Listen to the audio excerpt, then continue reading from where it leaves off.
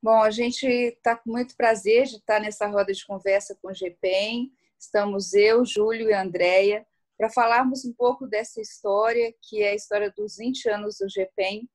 E eu vou iniciar dizendo um pouco de como eu entrei no GPEM. Eu estava fazendo mestrado em Educação Matemática na Unesp de Rio Claro e o professor Biratã, que na época era meu orientador, me intimou para participar dos encontros do GPEM, um grupo que estava iniciando seus trabalhos, seus debates em etnomatemática, e ele gostaria que eu participasse. Então, eu fazia esse movimento de sair de Rio Claro, ir para São Paulo, participar do GPEM, e lá eu encontrei e conheci os trabalhos da professora Maria do Carmo, que coordenava o grupo, e comecei a me envolver com as discussões da etnomatemática, com as discussões de cultura, né, no momento de surgimento, de criação do GPEM, a ideia de cultura e as aproximações com os estudos antropológicos eram uma realidade na época, e o professor Biratã sempre trazendo novas ideias, né, e sempre o grupo participou e se envolveu com congressos, né? Tanto na organização quanto em participação. E também com a preocupação com os contextos escolares. Então, a produção de conhecimento circulava e circula até hoje, não só no espaço acadêmico da universidade,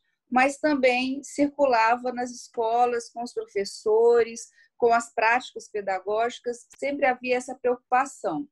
O grupo tinha, em média, 20, 30 participantes quando eu cheguei lá, e havia uma multiplicidade de interesses, mas sempre o foco era pensar em dimensões mais amplas para a etnomatemática.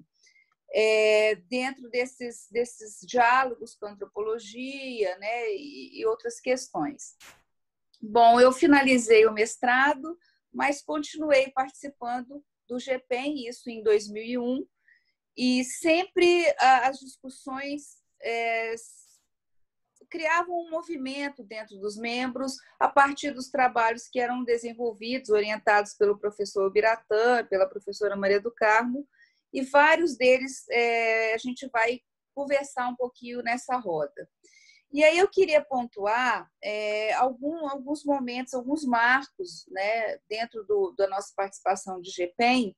Por exemplo, no ano de 1998, ocorreu o primeiro Congresso Internacional de Investigação em Etnomatemática.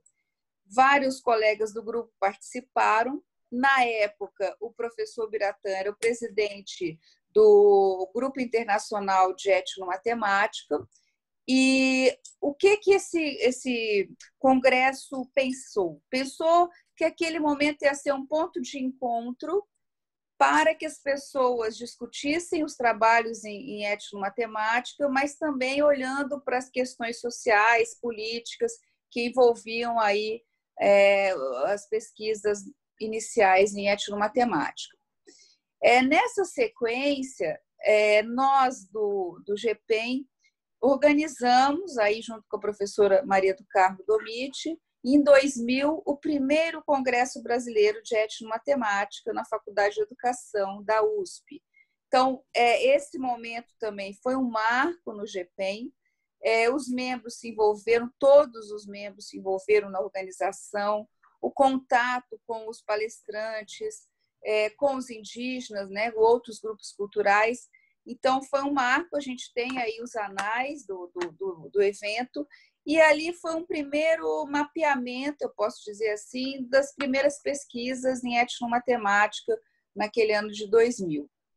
2 anos seguintes, 2002, a gente teve o segundo Congresso Internacional de Etnomatemática na UFOP, na cidade de Ouro Preto, em Minas Gerais. E nesse evento também houve uma participação, nessa época eu estava também já, e houve uma participação dos membros do grupo, e lá houve também a circulação de um panfleto em homenagem a Paulo Freire. E também, nesse sentido de homenagem ao Paulo Freire, o lançamento de um vídeo que é a entrevista da professora Maria do Carmo, o professor Biratã, com o Paulo Freire. E esse vídeo está disponível no YouTube, né? E também é um marco, porque até hoje Paulo Freire é um referencial que a gente usa no nosso grupo, nas nossas discussões. Inclusive, mês passado, começamos um grupo de estudos com o professor Benerval sobre Paulo Freire.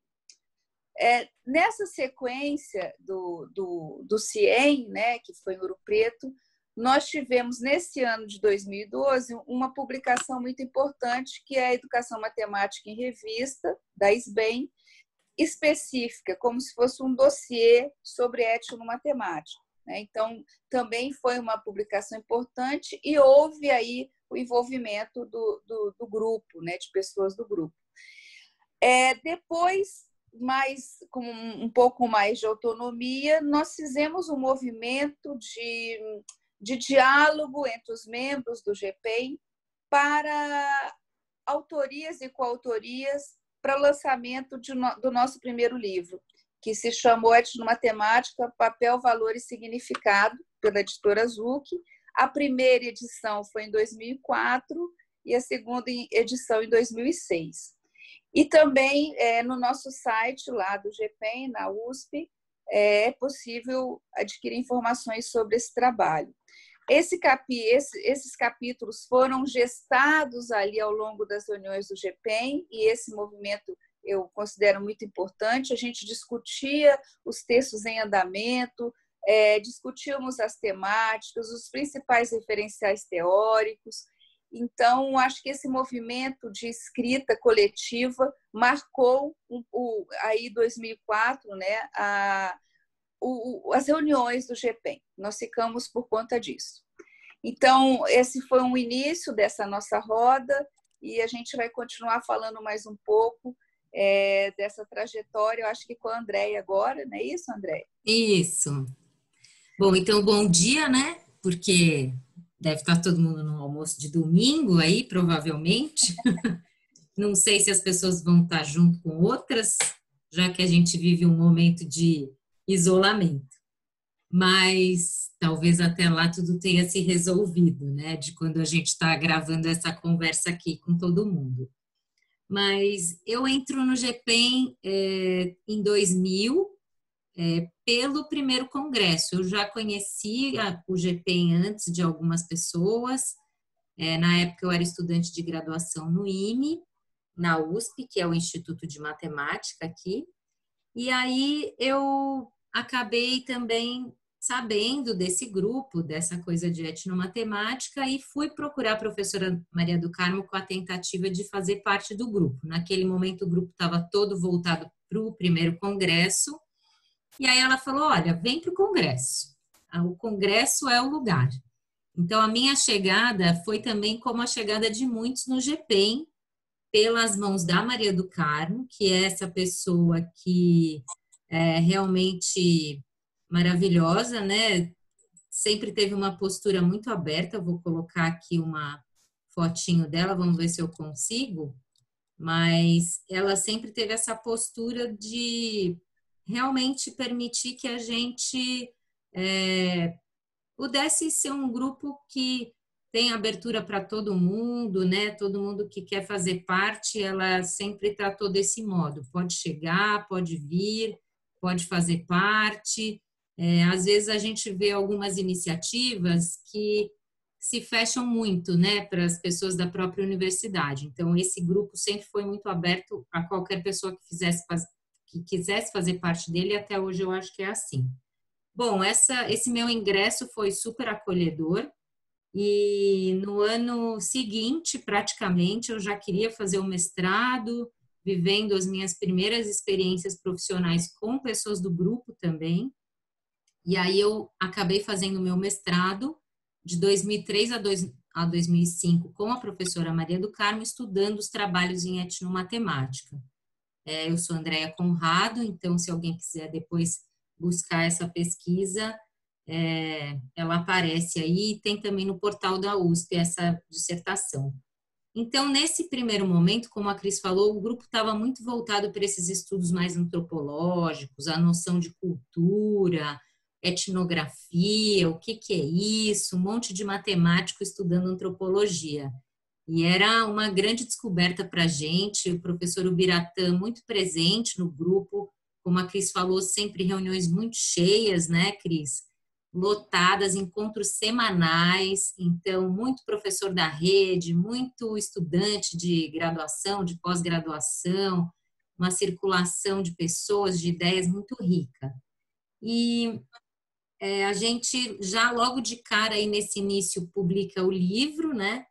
E eu faço parte também dessa iniciativa. E aí a gente acabou nesse momento, a professora Maria do Carmo, a Faculdade de Educação, junto com o governo do estado, teve essa iniciativa de construir a formação do professor indígena no estado, e a professora Maria do Carmo é quem coordenou essa iniciativa. E aí a gente mergulhou muito em estudos indígenas que já eram muito presentes na etnomatemática, mas a gente vai um pouco mergulhar nisso, como é que seria essa formação, qual é o nosso lugar, que tipo de formação a gente precisaria ter.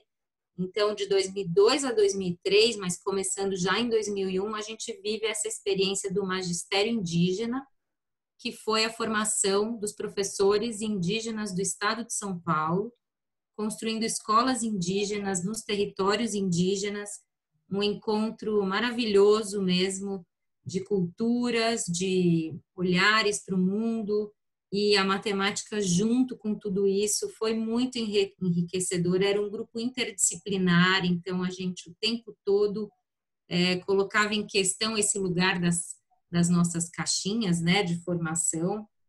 Então acho que a gente conseguiu fazer muita coisa nesse sentido.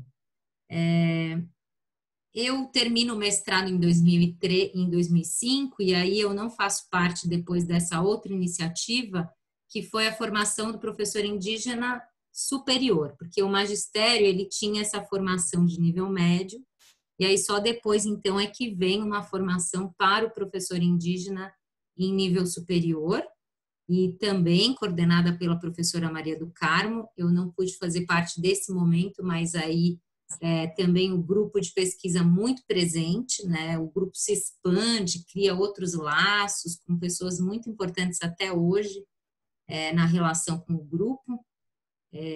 Donizete Gruppioni, por exemplo, algumas pessoas muito fortes na questão da educação escolar indígena. E a gente também tinha pesquisadores desse campo, então José Pedro, Rogério Ferreira, o Cláudio, pessoas que foram estudando essa área e foram trazendo também essa dimensão prática da formação do professor indígena. Bom, depois dessa onda toda dos indígenas, começa a chegar no grupo uma galera querendo fazer uma discussão de um ponto de vista racial. Naquele momento a gente não tinha tanto essa efervescência, apesar do movimento negro ser sempre um movimento muito forte. Na universidade a gente sabe que essas vozes não tinham tanto espaço, a gente não tinha tanto pós-graduando negro, a gente não tinha tanto estudante de graduação, assim, que tivesse esse rosto ali, né, muito forte nos estudos. E aí a gente vai vendo ali no grupo chegar muita gente com essa busca e começamos uma discussão, então, em relação às temáticas raciais. O tema raça, etnia, então a gente já estava ali bebendo de outros olhares, se desconstruindo na nossa perspectiva, né, eurocêntrica, que a gente já combatia, mas a gente vai vendo o quão o nosso olhar é enviesado, né, e silencia toda essa tradição cultural dos povos africanos. E aí o Vanísio, a Lil foram pesquisadores que foram chegando, professores de matemática que já estavam na rede, a Val, por exemplo, que hoje também faz parte do grupo, pessoas que foram se agregando e foram dando esse novo olhar. Então, eu acho que esse momento aí do grupo, para mim, a gente realmente mergulhou muito teoricamente em tudo isso, junto com os dilemas práticos que estavam postos, né? E, ao mesmo tempo, a gente ia buscar, a gente foi saindo da antropologia, bebendo mais da filosofia, a gente estudou Wittgenstein, então a gente trazia muitos professores da faculdade de educação para compartilharem ideias com a gente, professores, o olhar da sociologia da educação também muito presente, professora Maria da Graça Seton, professora Roseli Fishman, a gente foi trazendo nomes, pessoas que foram colaborando com as nossas discussões, além dos convidados que a professora Maria do Carmo sempre trazia, né? E aí cada congresso internacional ou nacional era uma oportunidade imensa da gente conhecer pessoas do mundo todo. Então, acho que o Vem Brasil também reforça essa comunidade nacional, internacional, e a gente vai vendo os nomes de todo mundo que está convidado para essa conferência virtual, né? E acho que está todo mundo muito junto nessa comunidade da etnomatemática. Acho que isso é uma riqueza muito grande dessa área, a gente realmente se sente parte, e quem quiser chegar é sempre bem-vindo, é sempre bem acolhido, e acho que esse é o nosso movimento, né? Eu só vou terminar aqui esse tempinho dessa conversa inicial falando do GP em 10 anos, que aconteceu em 2009 ou 2010, agora não me lembro exatamente, e que foi para a gente um marco de comemoração da nossa primeira década. Eu tinha um filho de 1 ano, hoje ele já tem 10, e acho que foi muito especial mesmo, a gente pôde rever a nossa história, compartilhar a nossa história que estava se construindo ali naquele momento, e sempre aí coordenados pela Maria do Carmo, pelo Biratã, e agregando pessoas muito motivadas em fazer parte desse grupo. E aí, enfim, aí eu passo a palavra aí para o Júlio, que vai continuar um pouquinho dessa história, né, Júlio? Bom dia a todos que nos escutam. Está sendo um desafio maravilhoso para a gente usar dessas tecnologias e dessas ferramentas que nos aproximam nesses tempos de distanciamento, mas, sobretudo, pensar também nas possibilidades de divulgação, né, especialmente do que aconteceu no GPEM ao longo desses 20 anos. Né? Para nós todos é uma oportunidade rica de reflexão, de trazer à memória fatos e acontecimentos que foram muito importantes e muito marcantes para toda a formação do GPEM, né, ao longo das suas 2 décadas. Eu passei a fazer parte do GPEM num terceiro momento, né, já quando a gente se encaminhava para o 4º Congresso Brasileiro de Etnomatemática, que aconteceu em Belém, né, a professora Maria do Carmo já como presidente da Associação Brasileira de Etnomatemática, recém-constituída também, né, que foram configurando marcos institucionais importantes da produção acadêmica em etnomatemática, mas também da consolidação dessa área de pesquisa, né, que já vinha marcando aí uma trajetória de muitos trabalhos, de muitas epistemologias, de diálogos com diferentes referenciais teóricos, e isso vai, né, espraiando a área, né, para suas diferentes possibilidades teórico-práticas. E o GPEM, no meio disso tudo, mantém uma tradição bastante marcante desde o seu primeiro momento, né, como aparece na fala da professora Cris, e que assegura que o GPEM permaneça tendo algumas das suas marcas, né, mais fundamentais e mais características. Né, 2 delas que eu acho super importantes, como já foi dito, né, pelas minhas colegas, tanto a ligação com a rede pública, que permanece sempre presente, a rede pública de ensino, fazendo parte do GPEM ao longo dessas 2 décadas e que permanece, né, e também o fato de ser um grupo não endógeno e aberto, né, quer dizer, toda a participação sempre foi muito bem-vinda no GPEM, né, independente de qual seria o seu interesse, né, se da divulgação, da produção acadêmica, do vínculo com o mestrado, doutorado, a pós-graduação, se curiosidade ou não, né, a professora Maria do Carmo soube sempre muito bem acolher todo tipo de interesse e todo tipo de busca no grupo, né, assim que eu entrei num primeiro momento, ainda sendo aluno da graduação, e passei, né, anos depois a pesquisa acadêmica, né, no mestrado orientado pela professora Maria do Carmo, e dividindo aí responsabilidades com o grupo. Né, ao longo das falas anteriores, acho que fica bastante evidente esse compromisso do GPEM de não ser um grupo endógeno, né? As suas teorias, as suas buscas, as suas pesquisas, elas nunca foram, né, um objeto nosso, né, de divulgação e circulação unicamente no grupo, mas elas tinham como propósito construir algo que fosse para além daquilo que circulasse entre nós, né, nas quintas-feiras à tarde. Um momento desses, né, de que eu pude participar e me orgulho muito é a construção do Caderno 6 do PENAIC, né, que começa em 2013, já nas discussões do grupo, mas que vai ganhar projeção e solidez em 2014, quando os cadernos são publicados, e que mostram o engajamento da professora Maria do Carmo de fazer uma disputa que fosse da política pública curricular, né, de fazer a etnomatemática presente nos documentos oficiais, e que, para mim, marca bastante esse terceiro período do GPEM.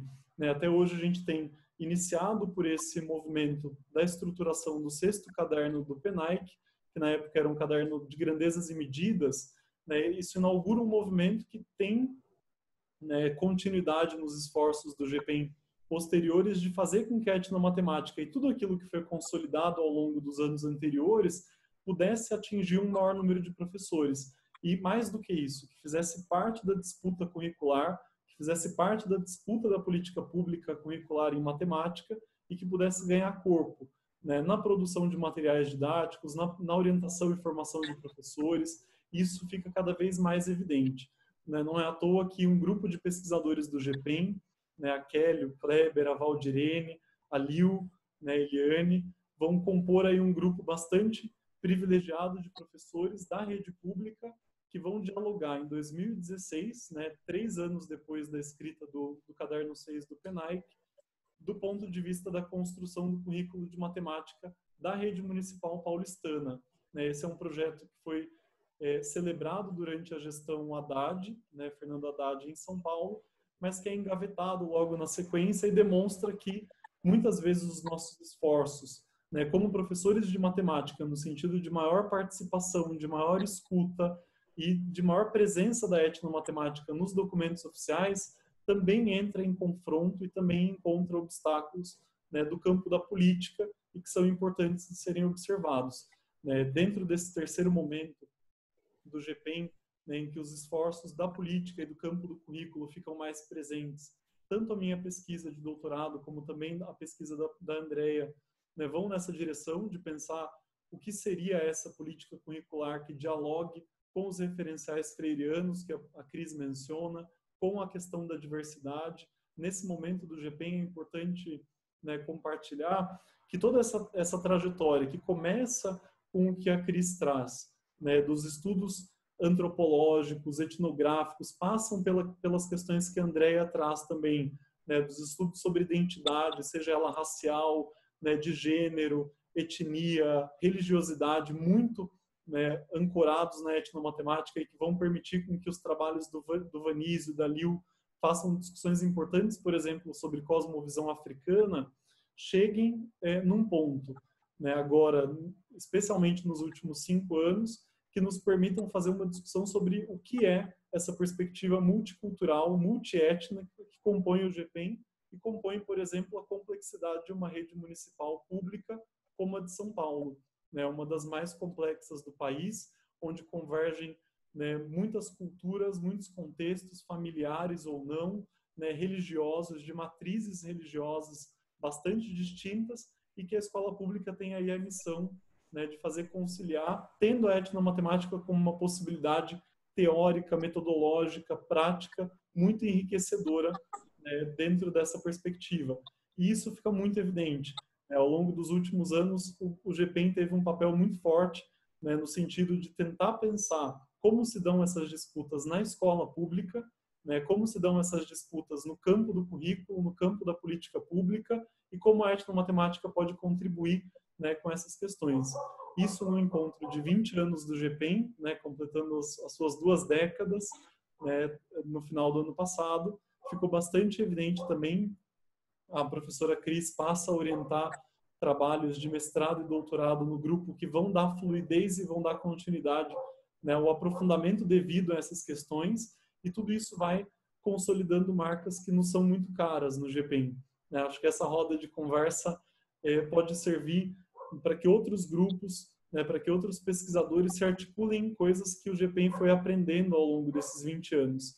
E grandes aprendizados nossos foram, fundamentalmente, nesses 20 anos, a nossa necessidade permanente de diálogo com as redes públicas, né, com os professores da escola pública, com as questões que lhes são presentes no cotidiano, né, de uma aula de matemática permanentemente, é o fato de que um grupo aberto e não endógeno, que se propõe a olhar para a realidade, que se propõe a discutir e dar subsídios para que os professores na sala de aula tenham a possibilidade de superar seus desafios, né, superar seus obstáculos, é fundamental para que o grupo de pesquisa se mantenha vivo, se mantenha tendo um propósito aí legítimo, autêntico. Isso motivou muitas das nossas pesquisas ao longo desses 20 anos e, sobretudo, a questão de ser um grupo protagonista, né, tanto na produção como na circulação de saberes em etnomatemática.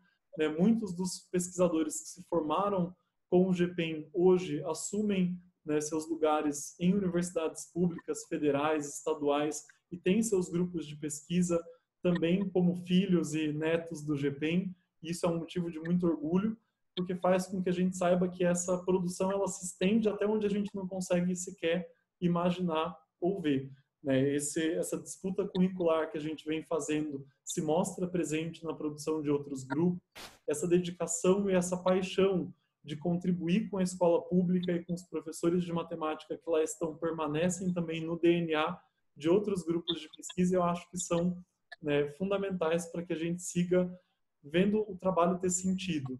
Né? Tudo isso que a gente vem dizendo, e muitas das vezes a gente se permitiu ao longo dessa conversa chamar os pesquisadores pelo seu primeiro nome, né, porque é um carinho, é um afeto que a gente tem por eles, e também a confiança de que em breve a gente vai ter aí mais uma produção, né, um e-book nosso, publicado, contando um pouco da trajetória desses 20 anos e registrando tudo isso que esse nosso exercício de memória buscou fazer, né, e talvez tenha feito em alguma medida, mas que se consolida num e-book que vai ser lançado em breve.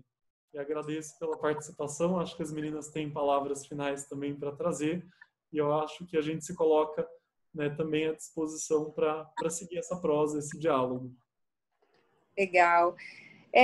Dizer que o GPEM continua em movimento, né, com novos trabalhos, com temas muito importantes, contemporâneos, como o doutorado da Marília Prado, que é sobre a questão dos imigrantes haitianos numa escola pública, numa CIEJA, e os movimentos também de acadêmicos, né, de participação no próximo encontro que a gente vai ter brasileiro, em Tocantins, que agora com essa situação não sabemos ainda a data, mas estamos preparando material. Então, acho que a continuidade, né, da minha primeira fala, nós estamos continuando o que os nossos mestres, né, Maria do Carmo e professor Biratã, que continuou conosco, nos ensinou, né, há 20 anos atrás. Eu acho que esse legado nós temos assim muito prazer em dar continuidade, né? Eu acho que a gente sempre fala, a gente tem as nossas famílias, os nossos contatos, os nossos afetos, como disse o Júlio, e temos a família GPEM, né? Eu acho que isso é importante também dizer que o grupo é muito afetivo, né? E é isso. A Andréia também acho que tem que falar alguma coisinha aí no final, Andréia. Eu acho que é um exercício mesmo de resgate de memória curto, né? Mas a gente tem tentado publicar essas memórias de alguma forma e as iniciativas vão vir. E acho que em tempos em que a universidade está em xeque, a docência está em xeque, a pesquisa está em xeque, a melhor resposta que a gente pode dar é a coletividade. Não se faz pesquisa sozinho, não se faz docência sozinho, e a gente precisa cada vez mais romper esse individualismo que também nos afeta como pesquisadores. Às vezes a gente acha que a pesquisa é minha, eu vou lá na escola, faço aquela pesquisa, e na verdade, sem poder compartilhar, sem ter com quem compartilhar, a sua pesquisa perde valor. Então, eu acho que na coletividade, a etnomatemática tem um grupo nacional e internacional muito forte, e o GPEM com certeza é um grande articulador disso tudo, um grande produtor e um grande produtor de ideias, de políticas, de propostas e de afetos. E acho que esse trio aqui é super especial. Eu acho que a gente deve ter esquecido vários nomes, mas todo mundo está com a gente e acho que a gente está acessível ao que qualquer pessoa que está chegando, quer saber mais, escreva, comente, pergunte, que a gente vai tentar responder isso tudo aí. É Tá isso bom? aí. É isso. E obrigada pela oportunidade. Rede Latino-Americana também, todo mundo. Brasil, Isso aí. Oleneva. Bacana. Seguimos. Venham conhecer o GPEM. Isso aí. Beijo. Tchau, gente. Tchau, gente.